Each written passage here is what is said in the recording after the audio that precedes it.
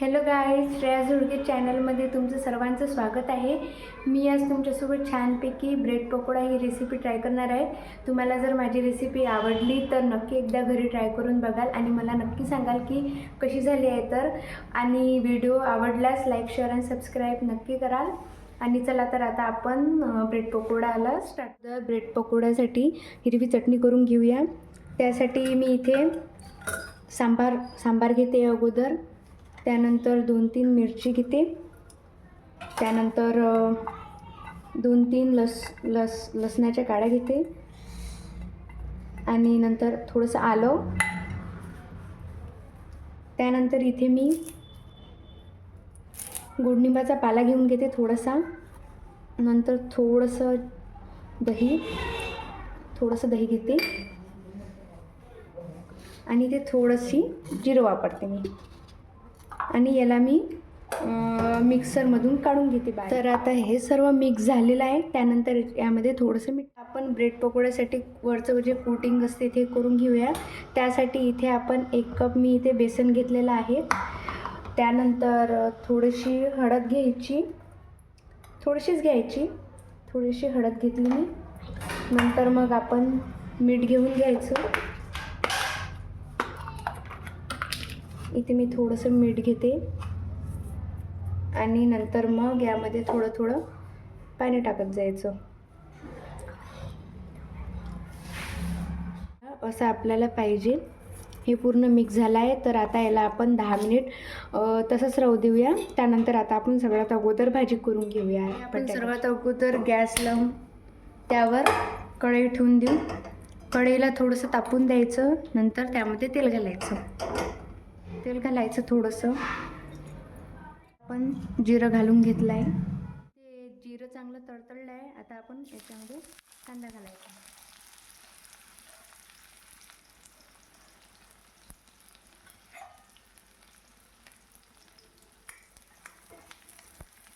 छानपैकी मिक्स करून घ्यायचं. ब्राऊन कलर येऊ द्यायचा.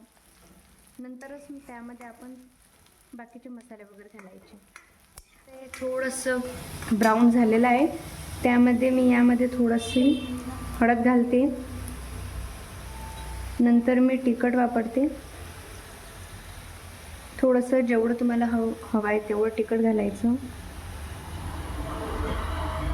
आणि मी यामध्ये मॅगी मसाला वापरते. मला मॅगी मसाला खूप आवडतो, तर त्यामुळे मी वापरते. आणि पावर छोटा करून घेते. नंतर मी गरम मसाला पण वापरते. याला चांगलं बटाटा घालायचा.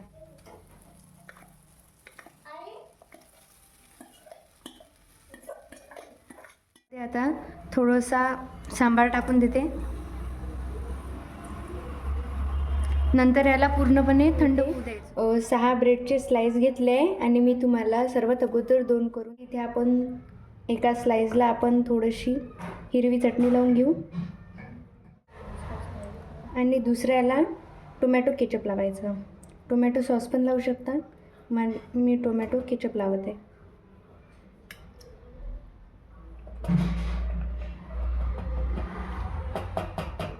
तुम्ही पूर्ण लावू शकता.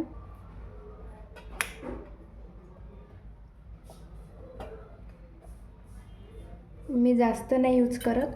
त्यानंतर आपल्याला इथे एका स्लाइसला आलूची चटणी लावून घ्यायची.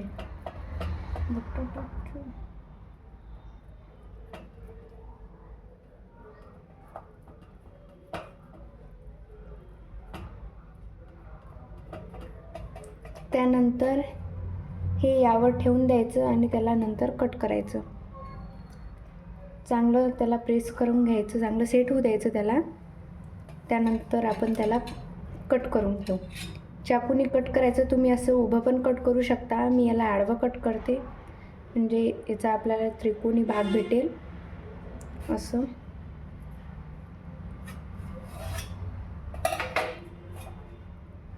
तर हे असं झालं आहे.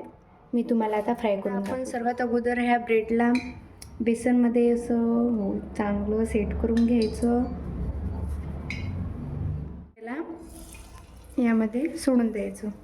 चांगलं होऊ द्यायचं त्याला.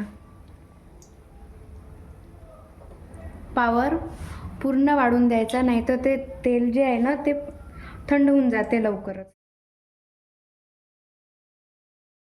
बघा हे असे झाले आहेत माझे, आणि मी तुम्हाला कट करून पण दाखवले, म्हणजे दाखवते बघा असे झाले आहेत. तुम्ही एकदा नक्की नक्की नक्की ट्राय कराल घरी आणि मला नक्की सांगाल की कसे झाले आहेत. तर माझ्या बहिणीने एक खाल्लेला आहे, तिला तर खूप आवडला.